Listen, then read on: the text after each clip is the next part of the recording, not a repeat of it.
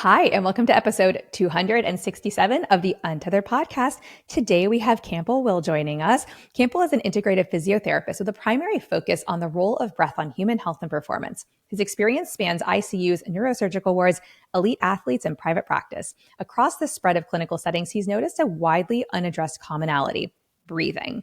When done correctly, it elevates and enhances performance. When done poorly, it drives dysfunction. Campbell utilizes his diverse background and experience to help individuals shift from disease and dysfunction to health, happiness, and freedom. His holistic, multidisciplinary approach focuses on restoring balance to body, mind, emotions, and energy. Campbell sees the breath as a tool that is accessible to all and provides the foundation of optimal health and well-being.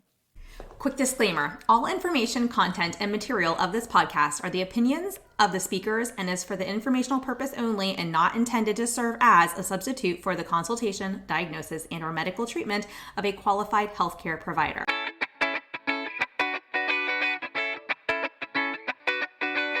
Welcome to the Untethered podcast. I am your host, Hallie Bulkin. I'm a certified myofunctional therapist, feeding specialist, podcaster, business owner, and mentor. This podcast is all about getting your questions answered and collaborating with colleagues to bring you the most up-to-date information in the orofacial myofunctional therapy, airway, tethered oral tissue, and pediatric feeding therapy space. If you're new here, I challenge you to keep an open mind and join my mission to spread this message far and wide. If you've been around since June 2019, thanks for being a loyal listener. As we jump into today's episode, remember to listen with correct oral rest posture. Tongue up, lips closed, teeth apart, breathe through your nose. Let's get started.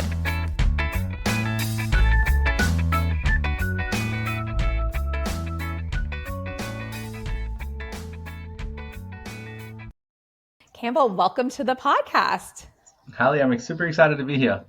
I'm excited to have you. I know, you are a integrative physiotherapist and you're also a breathwork educator. And so we're going to spend a lot of time just talking about breath today. And so that's like one of our big topics here. So I always get very excited to have someone who really specializes on the podcast talking about this, because admittedly, in my areas of specialty and where I focus, this is one of the areas that I am not the most knowledgeable on. So before we jump in, I would love to know, like, how did you get into this like specialty? And I know you educate on it now. Like, how did that come to be? Yeah, it was honestly this really interesting kind of collision of two worlds. As I kind of graduated from physiotherapy, I went into ICU. So I was a respiratory physiotherapist for the first kind of year. And then I had an interesting role that was kind of filling all of the other physio roles. So as people went on holiday, I'd cover neurosurgery, and then I was in the cardiac ward. And so I got this beautiful kind of year and a half of like every clinical setting in the inpatient kind of surroundings. And I just kept bumping up against this idea that we don't really look at the thing that keeps us alive until it's a little bit too late. ICU as a respiratory therapist, it's kind of like now we're looking at helping someone breathe when they're intubated, or we're helping them mobilize when they're really, really unwell. And as I kind of moved from the inpatient setting and I started to travel and I worked in the UK, I worked with sporting teams, and I just kept coming up against it. That like, why aren't we focusing on this thing that really is the determinant of health in a lot of ways? And I even thought back to, the 5 years of schooling I did outside of, auscultation and listening to lungs. We did like one lecture on the diaphragm, and it was on neurological injuries. As if someone has this nerve is severed and their diaphragm doesn't work, like we weren't talking about breathing as the function that happens 25,000 times a day. And that was like this little thing under my skin that was bugging me.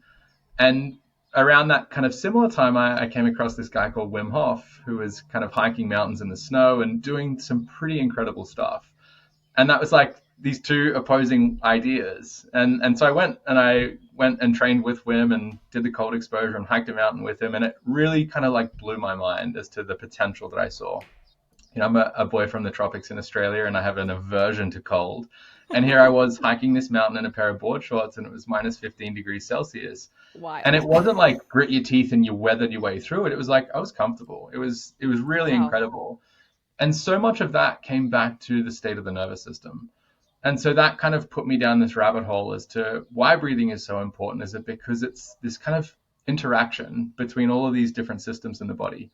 And so my kind of mission over the last 5, 6, maybe 7 years is to kind of like take what I think is missing in the breathwork space, which is assessment and treatment, and really looking at breathing through this kind of functional, dysfunctional lens, but also take like the potential for, intentional breath work and bring that more into a clinical setting and kind of meld those two worlds.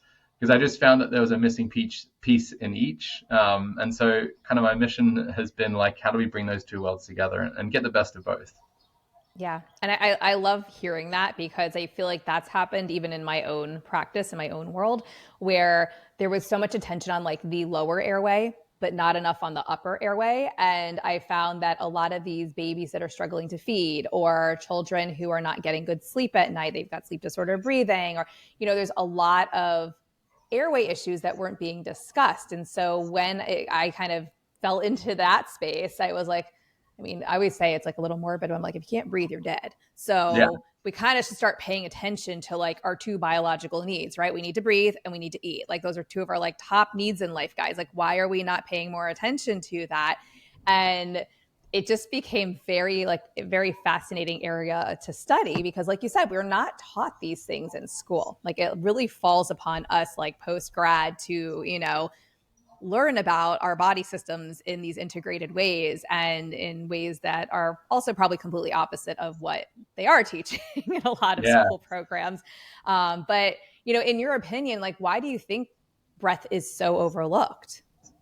It's something that keeps me up at night, honestly. And I think in this so often. And the conclusion I've come to is I think because it is this more or less automatic function that everyone is doing, we assume it must be taking care of itself, but that fails to recognize the, plasticity of humans. Like we adapt and we compensate and we learn bad habits, and our posture and our pain and all of these things can influence the way we breathe. And then we have this like bi-directional loop, right? That maybe it was initially back pain or it was initially a postural kind of impact that changes my breathing, but now my breathing is changing my nervous system and my physiology and my emotional state.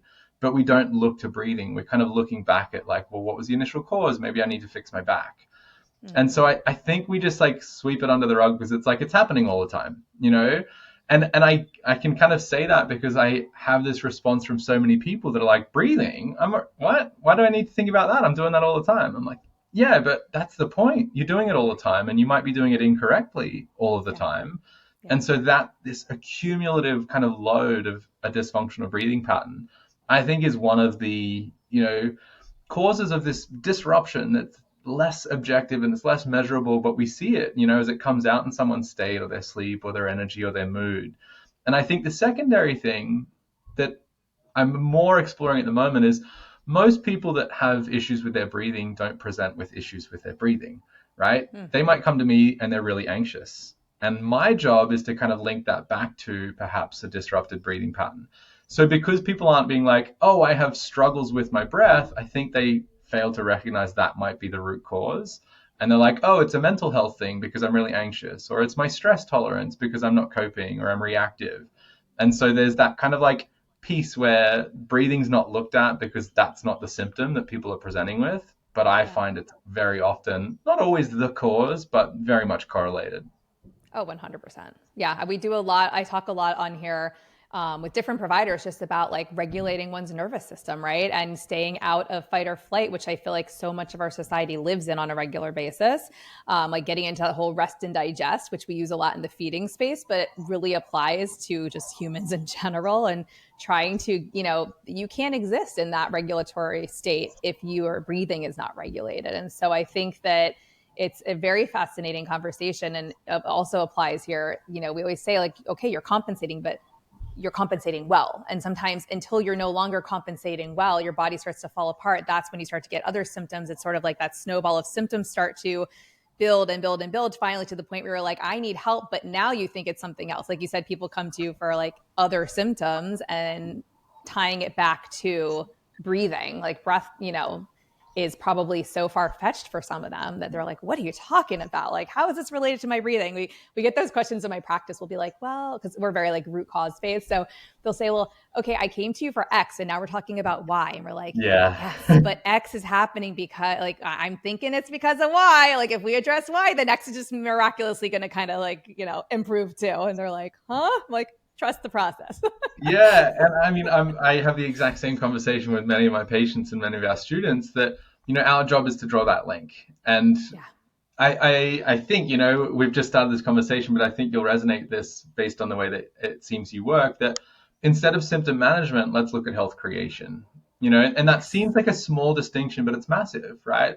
If I use your symptoms as your diagnostic criteria and then I treat based on those symptoms, I might miss the actual root cause of that, or the initial disruption. And so when we say, okay, you've got these symptoms, let's look at this little back door as to, can we support your physiology, your nervous system, your biomechanics? And lo and behold, those symptoms often go away. Not because we beat them back with a stick or we suppress them or we manage them, because we supported the body. And the body has this innate capacity, and obviously there are some limitations to that, particularly when you think of like structural dysfunctions, but so often we come in and we give the body what it needs in terms of sleep and parasympathetic activation and much more than that, but like all of that comes together and the body is now able to deal with whatever that kind of stemming dysfunction is. And something else you said there that I'd love to kind of pull on this thread, the body is so incredibly resilient, and so it can take a lot of that compensation or a lot of that dysfunction for a really long time until the proverbial straw that breaks the camel's back. And so I'm often dealing with people that maybe have had really dysfunctional breathing patterns for a decade, and only now are they developing these mysterious symptoms. And it's like, well, when we actually go back across that timeline and you told me about that car accident that you had 10 years ago, and then the slow increase of your anxiety, and we start to kind of like put the piece of that puzzle together. I think it's fascinating that how long people can go before they have the breakdown, and they haven't been functioning optimally, but they've been getting by until it gets to a certain point where it is just like, oh, now everything's kind of in the red zone. Yeah. Yeah. It was very fascinating. I have like my own little story of my own experience where between like having children, I was kind of like, okay, last time with my child, like I had sciatica pain and I went to a chiropractor and they were very helpful. It was like towards the end of the pregnancy. I was like, but I want to get ahead of it and I want to make sure that my body, whatever led to that symptom, like if I could get ahead of that now, like let's just prep everything so that everything is flowing, functioning, all the things, right? And so at that point, I also had done some adult expansion of my palate and was wearing like expanders at night, upper and lower, removable ones. And as part of that program, the holistic dentist that I was seeing had this physical therapist in their office where basically everybody in expansion was also coming when they came in for adjustments on their appliances was also getting an adjustment, if you will, like from the physical therapist, basically having a session with them. And so this PT, he's trained in, he's trained in all kinds of things, but he calls what he does, he calls it modern counter strain technique because he's like, it's not your typical counter strain. But I always tell people, I'm like, it's like he barely touched me and I leave feeling like my whole body is just functioning and working better and everything's flowing. And like if something felt locked up, it's like he unlocked the fascia and the blood is just, I mean, he would actually like put his finger somewhere and be like, do you feel that? And I'd be like, yeah. He's like, do you feel the pulse? And I'm like, yeah. Right. And I would feel the pulse change. It's like things would start flowing again, like fluids would start Wow. moving that were locked up. It was wild. And he told me, he's like, most people can't actually feel this, or like you have to be really in tune with your body to like sometimes feel things like that. But I would like thrive on like these appointments. So I started seeing him outside of like just the dental adjustments because I was like, this is really good for me. And in working with him too, he was like, your breathing is off, right? He was like, we need to work on your breath. But part of that too is related to like some fascial strains that have noticed in your body. So he would deal with that. And we did a lot of work before I got pregnant with my second one on releasing some of like the fascial strains like in my chest. Like I was just like very tense and like holding a lot of tension and had some strain patterns like through my upper body. And I'm like, I don't know what magic you worked, but I was like, I told him like, Mandy, I don't know what you did, but I really didn't have the same like discomforts or issues carrying a second child that I did with the first one, because I feel like I was able to breathe a lot better. And so that was very eye-opening to me. And two, just everything was kind of working the way it was supposed to support my body going through all these changes. And so, I always tell everyone, I'm like, you don't get it until you experience it firsthand. Like, and when you start to work on some of these things and you start to see and feel the changes, like you can't always describe them really well, but they're absolutely incredible and you'll never go back. Like, Yeah. it's amazing. So I wanted to share that because I'm like, I've talked plenty and actually just talked about him on the last recording that I did. I like plug him all the time, but I never really think really identified or really like spoke to the change in breath, right? And the breath work that was kind of related to, and I did some other breath work as well, but just being able to have those fascial strains kind of like released and have my blood flowing properly, and like, the cerebrospinal fluid and just everything working together the way that it was supposed to was so beneficial and supportive to me, and allowed me then to also breathe properly, which was so eye-opening. I mean, like I'm just fascinated by that whole, story, because it's common in my world, right? But people have this experience where it's just like, I just feel like I'm functioning better, and I always like to kind of like break down but why? Like, what's going on there? And, if you think of this thing that we do 22 to 25,000 times every single day from the moment we're born till the moment we die, right? Imagine doing that with additional effort against additional, resistance or restriction, whether that's rib cage mobility, whether that's fascial strain. And we kind of start to free that up. Like, how much energy does that liberate in the body? Like, of this thing that's happening really moment by moment all the time. And we've just like decreased the effort by 10%. Like, that might seem like consequential, but it's just like, whoa, there's so much there. And then when we kind of go beyond like the biomechanical lens, and we start to look at how the body actually produces energy, and it's this relationship, the more tolerant that I can get of carbon dioxide, for example, that helps me kind of shuttle oxygen from the blood into the cells where they can interact with mitochondria. And so I find, particularly in the kind of chronic fatigue community that I work with, a lot of them, and this is more anecdotal, right? I don't think the research has been done yet, but when we're really intolerant of CO2, right, I have a high respiratory rate, I'm breathing out my carbon dioxide all the time, that causes the oxygen to stay bound to the hemoglobin when it's in my blood. And oxygen, when it's in my blood, doesn't really do anything, and so we can look at someone's oxygen saturations and it's 98% or 99%, but how much of that's getting to the mitochondria where it actually needs to be involved in cellular energy production? And so when we start to think of like, oh, well, we've just freed up and now my breathing's more efficient and more effective, and perhaps now physiologically I'm actually able to create more energy and remove more waste, and now my blood flow and my cerebral, as you go into all these different systems, it's like, okay, I kind of do understand why I feel so good now, because there's these tendrils that just go out from breathing into every other system. Yeah. Yeah. Well, and I think that kind of goes back to, right? Like, what are the top two things we need in life? The number one thing is we need to be able to breathe, and we need to be able to support our systems to do that, right? So it's such a fascinating conversation, because like you said, I hadn't really thought about it in the way that you described it in the very beginning, where you're kind of like, well, we do this automatically all the time anyway. So everyone just kind of assumes like, I don't need to worry about that. Like, I don't need to focus on that. But as you talk more, it's, I'm even sitting here going like, wow, like it really is so interconnected to literally how every single thing in our body functions. It's so much more evolved beyond, just the conversation of, oh, everything's interconnected. But anyway, so kind of going into like the breath work that you do, are there different types of, like, is there a certain, you mentioned Wim Hof, but like, are there certain types of breath work or approaches you take, or terms that are common in the work that you do that would be helpful to describe to our listeners that are maybe newer to this topic? Yeah, absolutely. So I kind of make a pretty clear distinction. On one side, we have kind of experiential breath work, and that's kind of like the Wim Hof and these types of breathing where we're kind of intentionally breathing, typically faster and deeper for an extended period of time for a particular outcome, and that might be based on, emotional release. It could be trauma. It could be, mindset or breaking through plateaus, but it is more that kind of experiential nature. The opposite end of the spectrum, which is where I do a lot more work, is more the restorative side of breath work, right? The functional restorative, like how do we address dysfunctional breathing patterns? How do we restore breathing to its optimal state, and the impact that that has on the nervous system? And so through that lens, I really like to focus on three kind of primary pillars.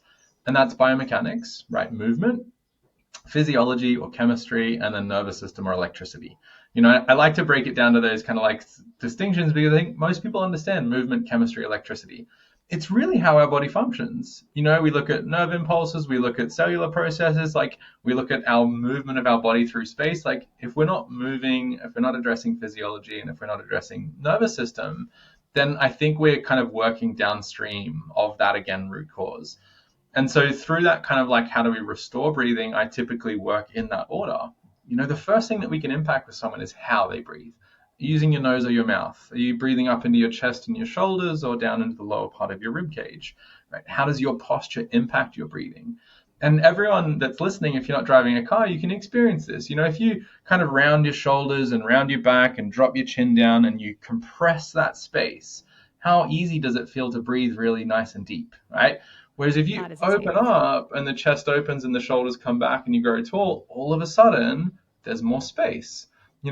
That directly impacts physiology. The part of my lungs that I'm breathing into, there's different density of alveoli, so like where I'm exchanging the oxygen and carbon dioxide. And so we have this, I would almost argue, epidemic of poor breathing because we're sat on our phone, we're sat at a desk, we're eating at a table, we're driving a car, we're in this position all of the time, and it kind of like causes people's diaphragm to move a little bit less efficiently, and it's easier for my body to kind of breathe into the upper chest where there's less alveoli, there's less blood flow.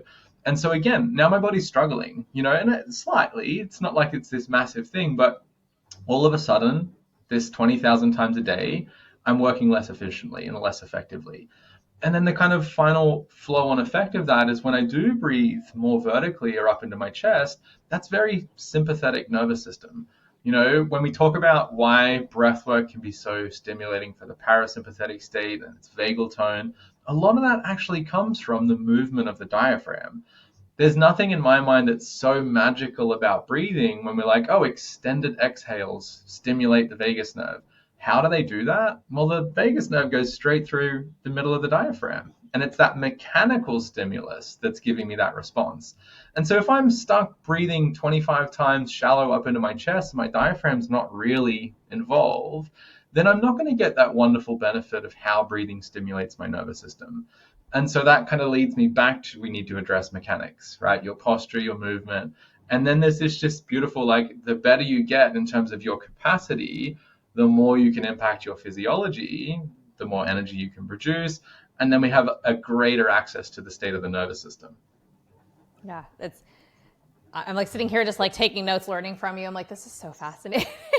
And I'm sitting here also thinking about, like I do Pilates reformer classes, right? And so there's such a focus on breath work during Pilates. And I also, prior to starting that, and this has just been a couple of months now that I've been doing it, because I once actually had a PT who was like, you need to do Pilates reformer, like, because I'm low tone. He's like, please do Pilates reformer, like strengthen your core. It'll help support your breath. Like there's all these things that'll be really beneficial for you. Because like you said, it's sort of like that tech neck, like sitting forward, having those like rounded shoulders. Like my posture is something I'm constantly paying attention to for various reasons, trying to keep myself upright. And it's exhausting when you don't have a strong core to do that.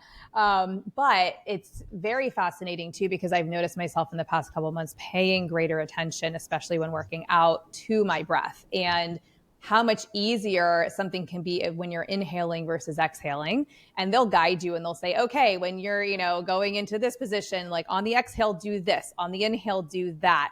And it's been very fascinating to me, probably because I'm like kind of in the airway space, that I pay extra attention to this, and how much easier a hard thing can be to do when you're breathing properly and when you have full access to do so. So that's been interesting. The other thing I had a question, this is totally a random thought, but I feel like in the exercise space, I'm wondering if you have an opinion on this. We often are told, right? Like inhale through your nose, exhale through your mouth. And that goes against just everything I've been told in the airway space in terms of like, no, let's always nasal breathe and keep our tongue in the roof of our mouth and keep our mouth closed. Is there any merit or any reason to exhale through the mouth, or? Yes and no. To your point, I completely agree. We should be nasal breathing all the time if we can. The kind of caveat to that is this intentional, right? If I choose to open my mouth to exhale, right, the key word there being choose, what I'm kind of doing, or the reason I'm finding that is useful, is I'm offloading carbon dioxide. So particularly when we're exercising, right, my body's working, I'm actually just producing more CO2 from my cells. My brain's got a pretty tight set point of what it likes in terms of the amount of CO2. And so as I'm running up the stairs, or I'm on the treadmill, or I'm on the bike, right, more CO2 than usual, my brain is saying, let's go back to homeostasis, right? Let's get rid of the CO2 because it's acidic in nature. And so my pH is changing. And my brain's like, no, we want to kind of like keep our pH at 7.35, for example. And so the fastest way to do that, you can offload way more. You can dump the CO2 out of your mouth. That's a little bit slower when it's coming out of your nose. And so if I was intentionally thinking I'm going to recover, it's like that might be useful, or it would be useful if it's intentional. The kind of problem with that for a lot of people is it's unintentional. I start exercising, I start moving, I start working out, whatever it is, my mouth's open, and that is more of I'm intolerant of that state. And so my body's having to compensate once more. It's like, I can't maintain nasal breathing whilst I'm under this amount of load. I need to compensate, open the mouth and get rid of the CO2 that I'm not tolerant of. And so there's a wonderful opportunity there. People don't like doing it. It's not very comfortable. But if you were to maintain nasal breathing, you'll feel it's a lot harder, but you will adapt, right? There is a beautiful adaptation phase that occurs that all of a sudden I can work at those higher loads and I can maintain nasal breathing. And so I continue to get all those benefits, right? The humidification of the air, the nitric oxide that we add to the air, right? It's far more effective to use your diaphragm when you're breathing nasally, just because the resistance of the air, than it is when we're breathing through the mouth. And so all these kind of like other little things that happen.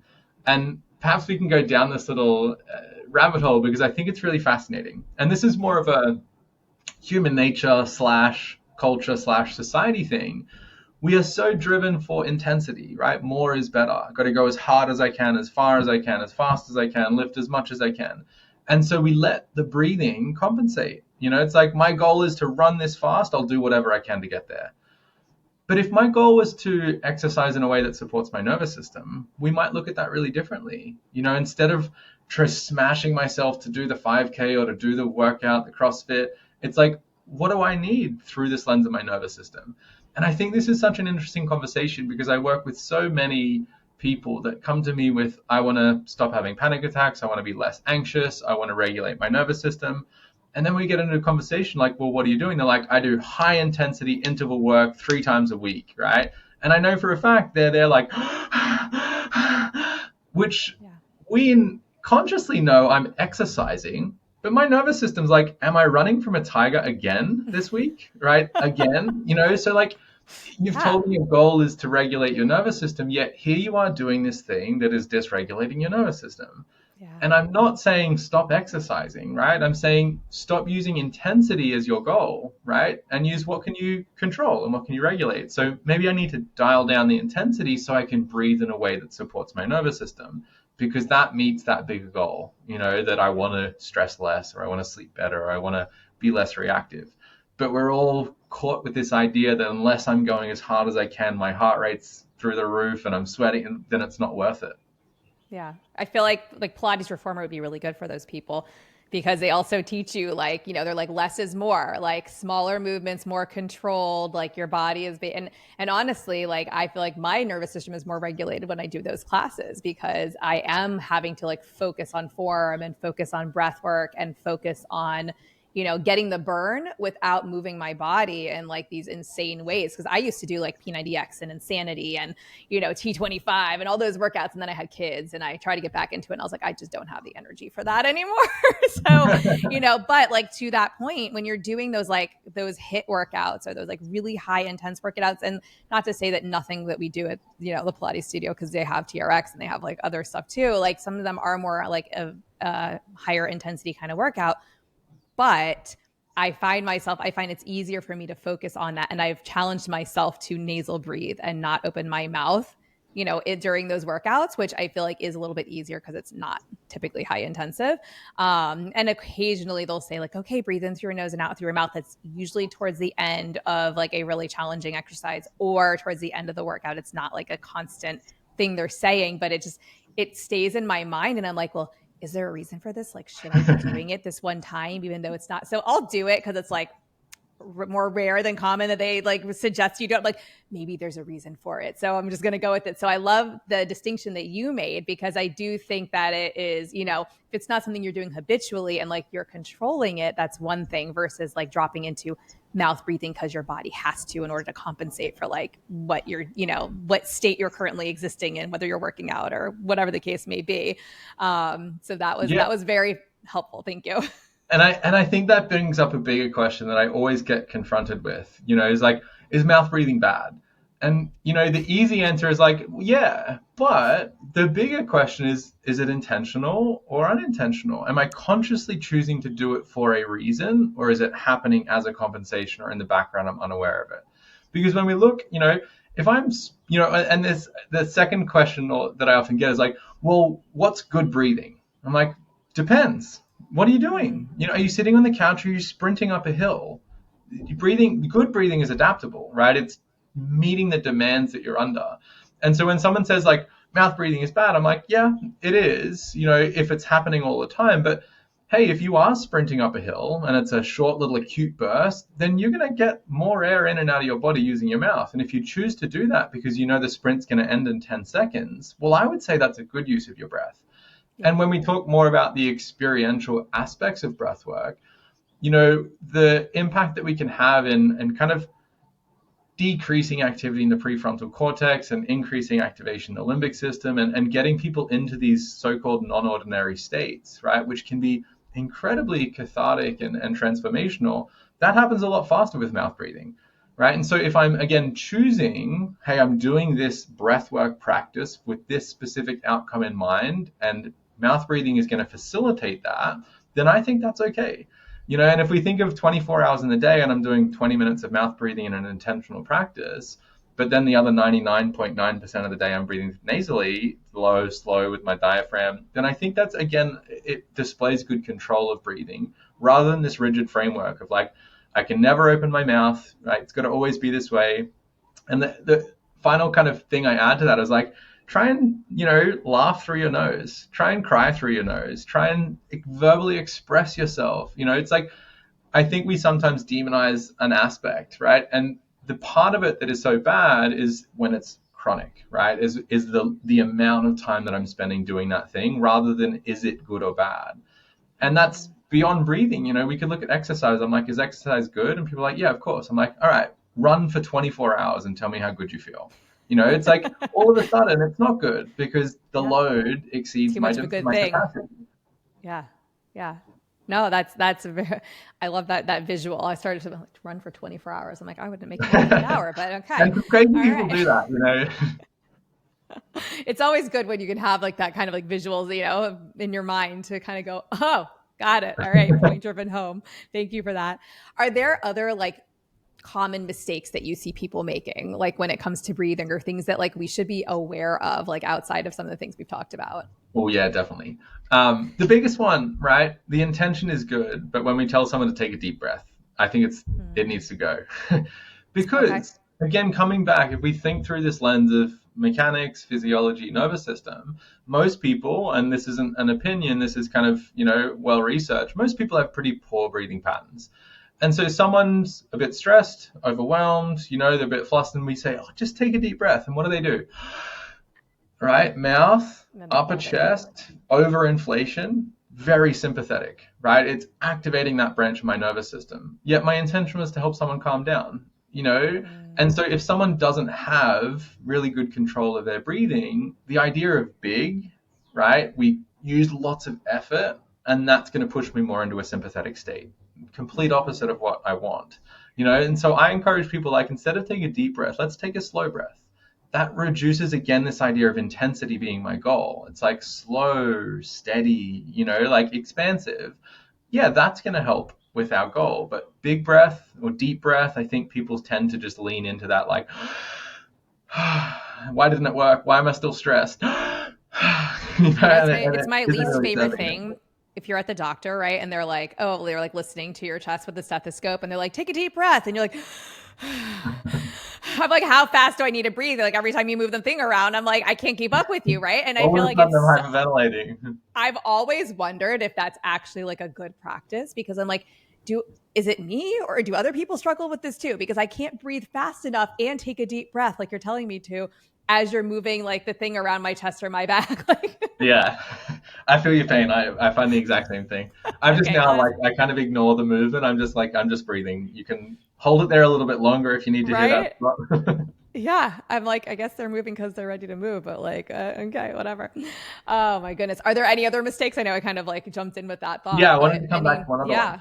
yeah. I think the biggest, and whether there's a mistake that we make or just a little bit of work we need to do, is a lot of people hold their breath Mm, unintentionally, right? And whether that's they're under cognitive demand, emotional demand, physical demand, it's not always just one cause. For often it is, I'm feeling stressed, I hold my breath. I'm a little bit overwhelmed, I hold my breath. And that causes people to often go through this kind of hypo ventilation cycle. I hold my breath unknowingly. That's the key here. I'm not intentionally like, I'm going to hold my breath now, but my breathing stops.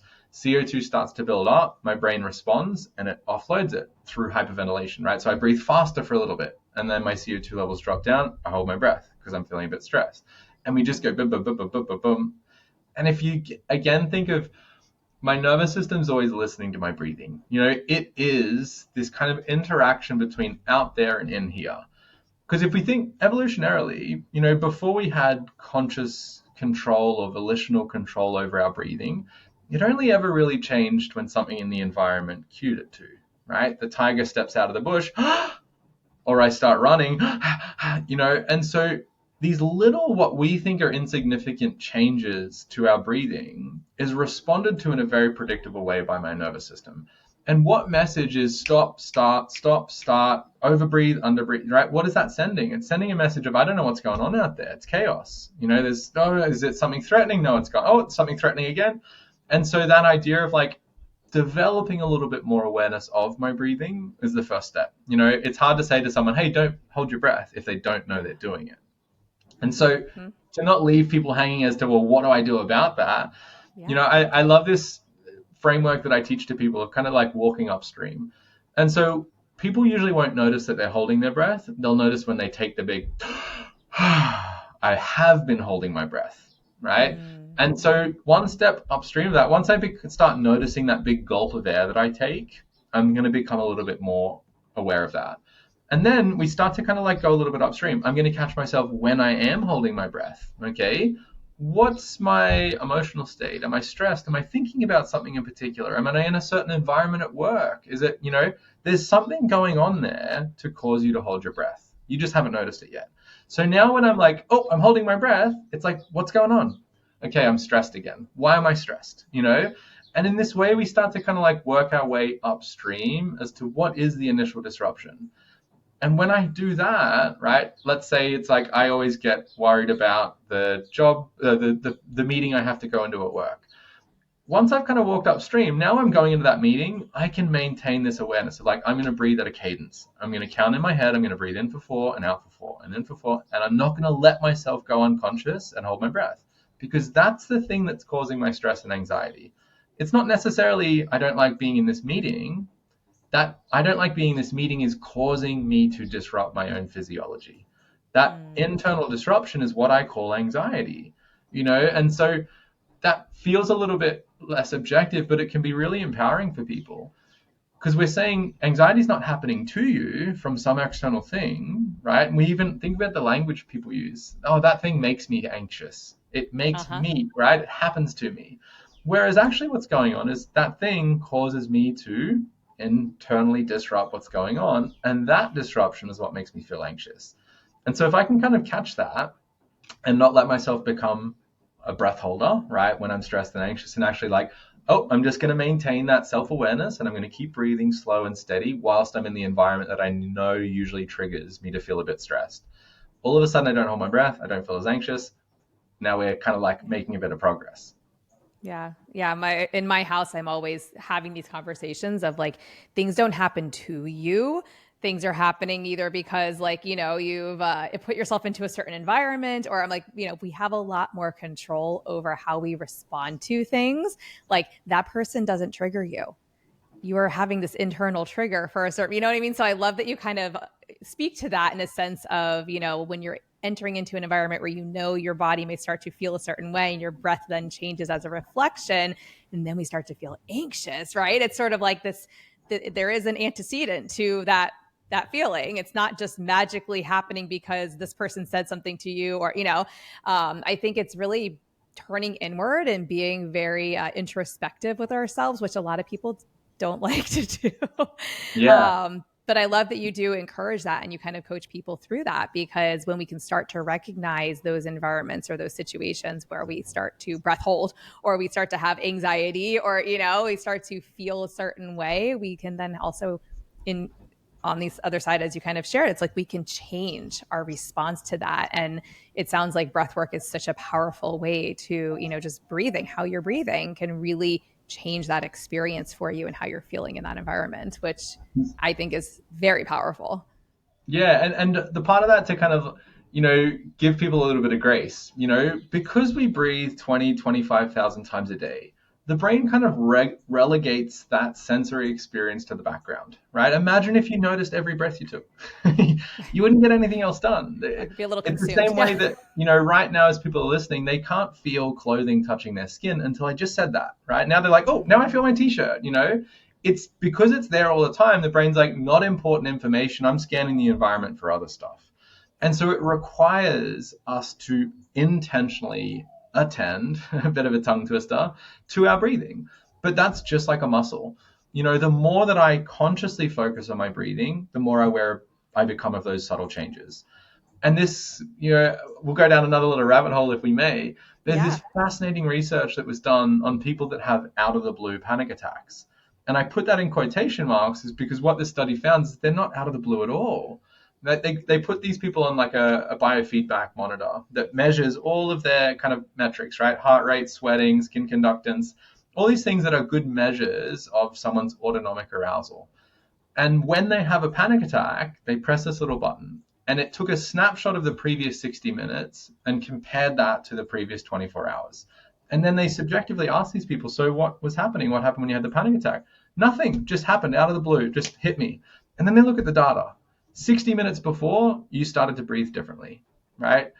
We start to have these incremental changes, but that person's not aware of it. So they don't notice that they just started breathing faster, that they just opened their mouth, that they just started breathing up into their chest. All these things are pushing their nervous system towards panic, but they don't know. Wow.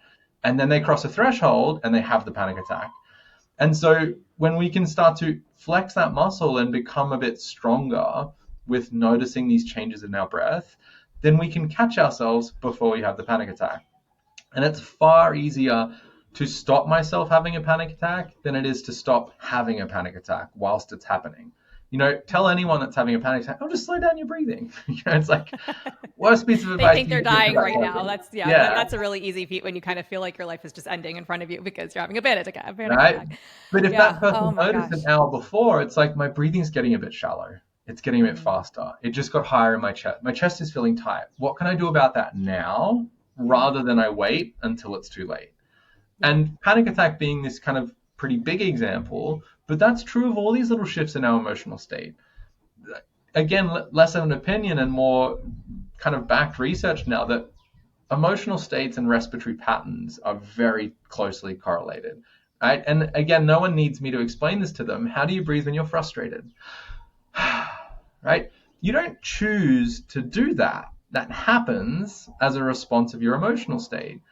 And that's true of anger and frustration and gratitude and happiness, And so if I can start to notice my breath changing rather than my emotional state changing, then I can do something about it. Mm. And I'll tell a little story. I did this self-experiment, over the period, I think it was about 4 or 5 weeks. I stopped every breathwork practice that I have, and I have lots of different ones at different times. I stopped everything, and the only thing I did was breath awareness. So I'd have like a formal practice. I would sit down for 10 minutes, 2-3 times a day, and just observe my breathing. And people, when you first do that, it's like, what are you noticing? There's not much going on other than like, I'm breathing. But you do that for a month and you notice these little subtleties and these tiny, like you get so much more aware of that. So formal practice, but then also informally, whenever I was feeling a certain way, I'm feeling a bit overwhelmed, I'm feeling a bit tired, I'm really excited, I'm super, whatever it is, how am I breathing? How does my breathing tie to this emotion that I'm experiencing? And after a month, something really interesting happened. I would notice my breathing change before I would experience the emotion. So instead of I'm excited, oh, there's my breathing, I'd be like, my breath is starting to move a little bit. Oh, there's the excitement. And so that's a really, and it's not always what, it does take a lot of an investment of time. But it was really interesting to me. It's like there's this preceding thing, Yeah. is my emotion driving my breathing, or is my breathing driving my emotion? And if it's the latter, which it is, then when I'm feeling stressed or anxious, I just need to breathe like I'm calm. But if I don't know what my calm breathing feels like, that's a challenge. You're throwing a dart in the dark and hoping that it lands. Whereas if you've practiced calm breathing, because every time you felt really calm, you've really embodied what that feels like, and you've noticed how you're breathing, and then you practice that. Now you've got a much more reliable way to navigate your emotional state. It's like, I want to feel calm, I'll just do that breathing pattern that I've established. I want to feel a little bit more energized, I'll do that breathing pattern that I've established. And so it becomes this really interesting tool of self-regulation, in its truest form. I love that. I was like super frustrated actually yesterday about something because somebody basically put me into like a lose-lose situation that I never should have been put in, like within one of my businesses. And I was just so frustrated because I'm someone who's usually very regulated. I'm a happy person. Everyone's like, oh, you're always so happy. And I'm like, well, I'm good. I'm good. I don't let things shake me. I've done a lot of work and, over the years to basically get to the place of where I am and focus on trying to maintain my inner peace. And, but I noticed I'm like, because it takes a lot for my nervous system to feel dysregulated. And I was like, my nervous system feels dysregulated. Like that was like, those were the words I was using. Like everyone's like, are you okay? I'm like, my nervous system is wrecked right now. Like I need to get back to like my homeostasis. Like this doesn't feel good, but I'm having a hard time moving out of it, which is so unlike me, which also tells me this is just a crappy situation. But I was like, I'm going to let myself feel it. I'm going to move through it. And one of the things that I did, because this morning I woke up and I was like still bothered by the whole thing. And I was like, oh, this is so unusual for me. So I'm like walking, through my house this morning and I'm just going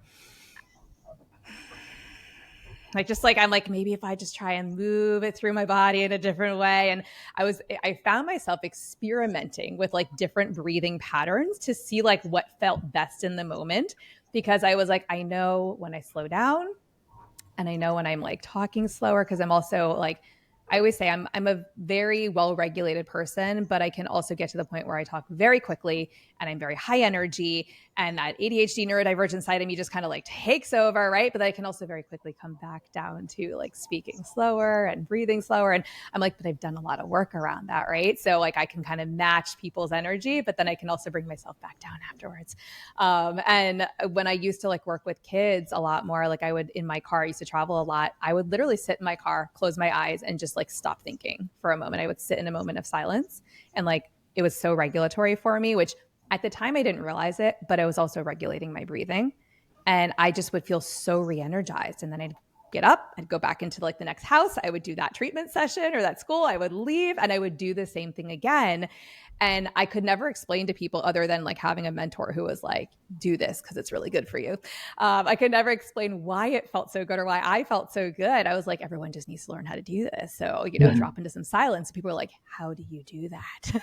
Like, I don't get it. How do you they're like, so your brain is literally not thinking a single thought. I'm like, no, it's completely blank. And they're like, what? And I'm like, listen, this is coming from like a recovered, like overthinker, perfectionist, like high strung type A business owning mom of two kids. Like, I'm like, I could just keep, the list going. I was like, but when you learn how to do these practices, like the inner peace it brings you and how good it feels is like better than anything else in the world. I'm like, and you just want to always get back to that. Right. And so, yeah, for like me to like have this like yesterday and today and to have like this feeling, I was like, I don't like it. I don't like it. We got to change this like fast. And I will say that walking through my house and like breathing, it really brought me back to a state of regulation where I was like, okay, all right, I'm good.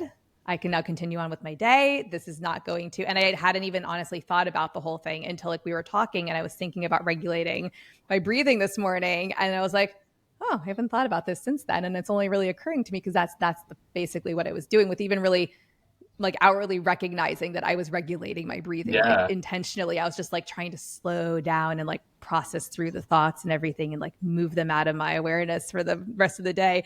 But yeah, so is there like anything else that, and I don't know if you have any thoughts about that, but well, there, I do. I want to yeah, jump into that because there's two go ahead. incredible points that you brought up there that I don't know if you brought up, but I think the first thing is people assume that the parasympathetic state means I'm tired and relaxed, right? It's this like vroom. But what you just described is it's this well of energy, right? It's just a different type of energy. Their sympathetic energy is this like adrenalized, go, go, go, fast, fast, fast. And we assume that the opposite, being the parasympathetic, is like, oh, I want to go to bed, but it's not. When you learn to really access like a true parasympathetic state, it's like a recharge of your batteries. And so I think just having people like think on that a little bit, that it's not always like parasympathetic means I'm tired and I'm relaxed and I want to go to bed and I want to switch off. Like it might be just me dipping into this well of energy, which is exactly what you're doing. The second thing that I think is fascinating is this research was done, right? We have these little nerve endings that come down into the roof of the nasal cavity that are measuring the velocity of air. And the faster the air is moving through the nasal cavity, the more activity in the brain, the faster, the more chaotic, right? It's just like, the slower, right? We reduce the velocity of the air, which sounds like what you're doing. I sit, I close my eyes, and I start to breathe slowly. That starts to increase the connectivity of the brain and slow down brain waves very, very reliably. And so when people say like, how the hell do you just sit there in silence? It's like my brain is going 100 miles an hour. Yes, but if you sit and breathe slowly, and it's not immediate, right? It's not take one slow breath and then it's all bliss and peace. But we do have this tool, right? It's not just like sit and hope that the mind slows down. It's like use the breath to slow the mind down.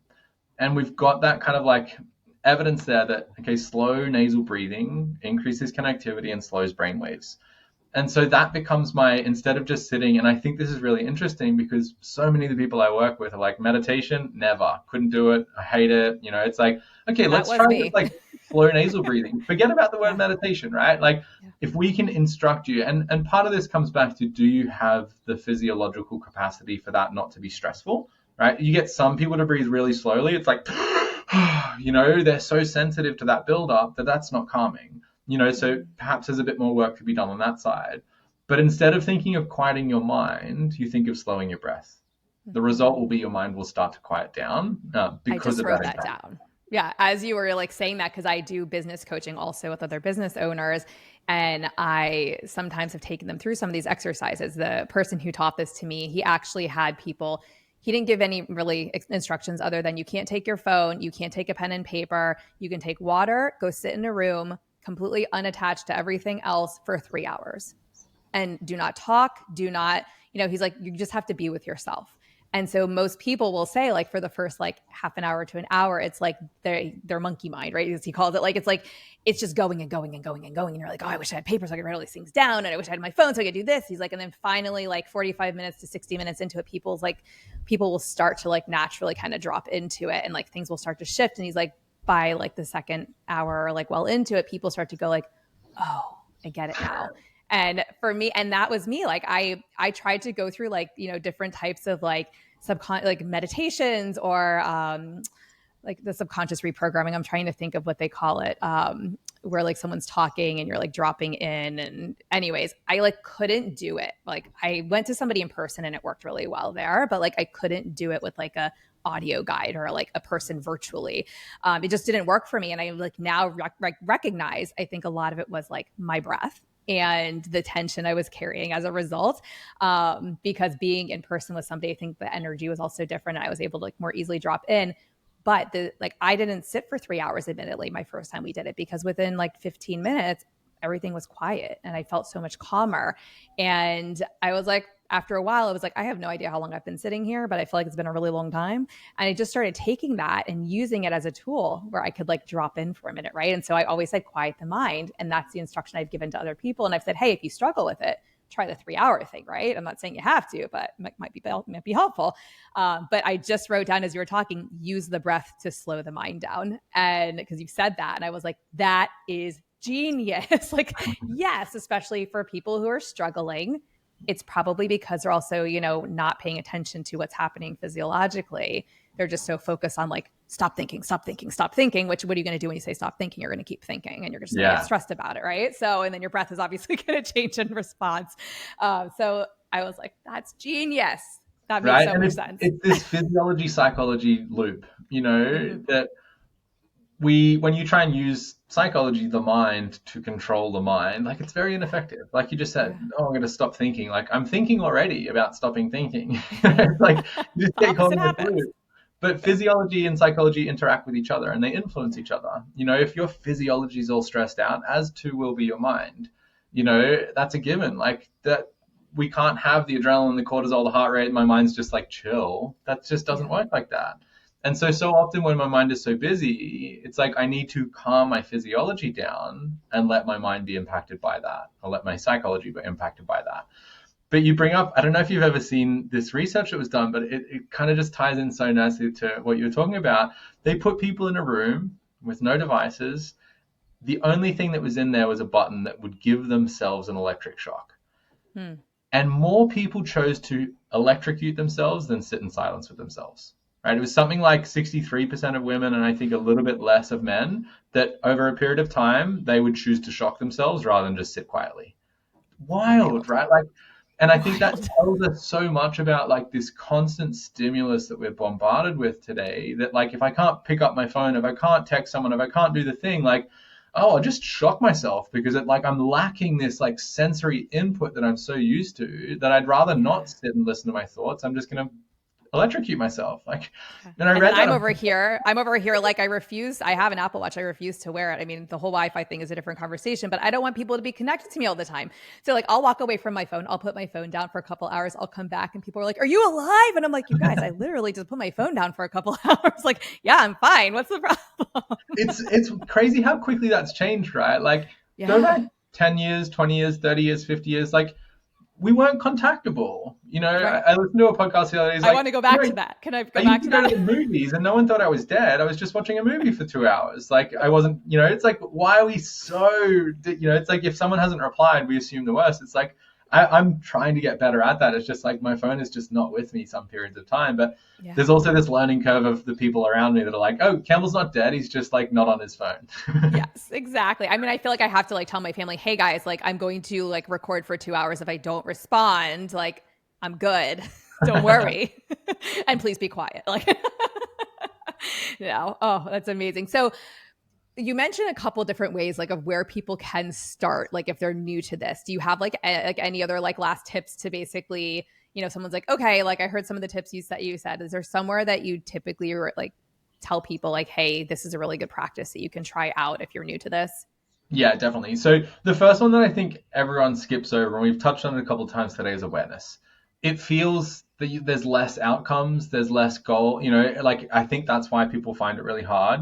But without it, every other practice becomes less effective, right? If you're not aware of how your breathing's contributing to your anxiety, you won't know when to do the breathing exercise to reduce your anxiety, Yeah. And so actually, and I love this idea, and what I teach is kind of like have a formal practice and have an informal practice, right? So set a timer for 5 minutes, sit down and just try and observe your breathing. And the thing I always like to explain to people is like becoming more aware of your breath is like learning a language. Let's say you try and learn Spanish. You're listening to someone speak Spanish, you have no idea what they're talking about. It's just noises, But as you start to pick up, right, some proficiency in that language, you're like, oh, he just said dog and she just said cat, right? They're like, and then you start to kind of get a theme, and then eventually you can communicate, right? There's an interaction there. Your breath's no different. So the first time you sit and you set a timer for 5 minutes and you notice your breath, you're like, what am I noticing? It's like, yeah, there's air moving, but like you don't know the language yet. And so the more you do that, you're like, oh, I'm starting to pick up on more and more information. And so that is kind of the return of investment of becoming aware of your breathing is tenfold. It's not in the immediate future, but it will serve its purpose. It'll pay dividends over the time. The second thing, without being able to say, well, you need this, because there is what I think is missing in a lot of the breathwork space is personalization. It's not one size fits all. Your nervous system is very different to mine. So you might need different practices than I do. Mm-hmm. So I try and steer away from kind of one size fits all. This works for everyone. But there is pretty good research, right? A rate of breathing known as resonance frequency breathing, which for most people is between about 4.5 and 7.5 breaths per minute. Of the general population, the greatest percentage fall at about 6 breaths a minute. So that could be our kind of let's start here. 40% ratio inhale, 60% ratio exhale. Easy way to say that, inhale for 4 seconds, exhale for 6 seconds. If I do that, right, it's likely, it's not exact, right, and we want to have a bit of self-awareness of how is this making me feel, But that's this kind of like lovely way to kind of sync up the systems in the body. My breath is talking to my heart is talking to my brain, and everything's kind of coming to the same page. And so sitting down and doing that, ideally for about 10 minutes, ideally twice a day, will be one of the fastest ways to start to support the nervous system, start to recalibrate the nervous system in a way, because we're kind of manually overriding and being like, here's the parasympathetic state, get used to it, because so many people, like we touched on, are unfamiliar with their parasympathetic state. They live in the sympathetic nervous system. And so sitting and doing that, number one, it's going to be a little bit uncomfortable, right? The mind is going to be busier than ever. I've got to clean the house. I've got to call my friend. That's my nervous system being like, what is this over here? We don't like this. Let's go back to what we know, right? It loves familiarity. So it wants to go back to the do, go action, right? And so if I know that's going to happen and be like, this doesn't mean I'm doing it wrong. I've just got to kind of adapt to this. And I sit and I do 10 minutes twice a day. Arguably, in my mind, one of the most powerful practices you can do for your nervous system. Amazing. If you sit and say breathe in for 4 and out for 6 and it feels terribly slow and it's uncomfortable, then you might try and speed that up a little bit. Maybe I'm breathing in for 3.5 and I'm breathing out for 5.5.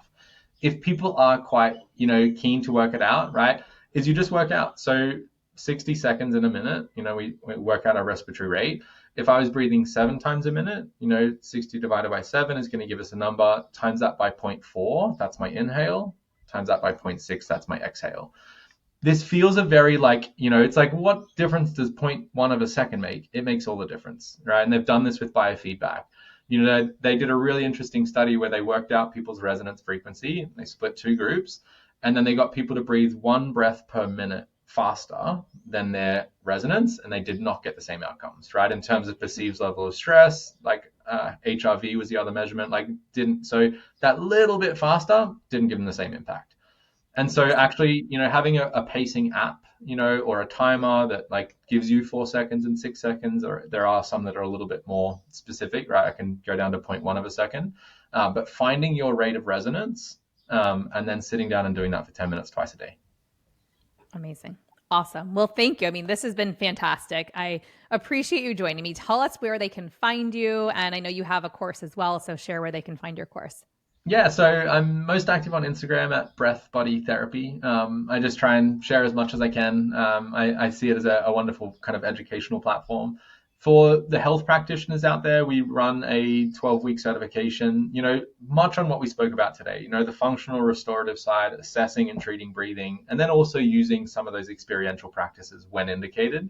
And then for the individuals that are maybe looking to deepen their own kind of understanding and practice of their own breath, we do have a 5-week self-paced course that introduces you. Here's your diaphragm, and here's your rib cage, and here's how you start to impact your physiology. So I'll send kind of all those links to you, Hallie. If people are interested, they can kind of jump in that way. Absolutely. Thank you. And I know we'll tag you on Instagram and, on the socials, and put the link and everything underneath this episode. So if anybody's driving, don't worry about writing things down. You can click it later. But thank you so much, Campbell, for joining me today. This was so informative. And I've loved this discussion because I'm sitting here taking so many of my own notes. Well, it was a pleasure. I really appreciate, your time and energy and attention. It was an awesome conversation. Thanks for listening to this podcast. If you found value in this episode and want to hear more of these MyoTots airway and feeding related episodes, be sure to leave a review on Apple Podcasts and share this episode on your social media platforms. You can access free resources and all I offer at halliebalkin.com, or pop over to @HallieBalkin on Instagram to get all the latest updates.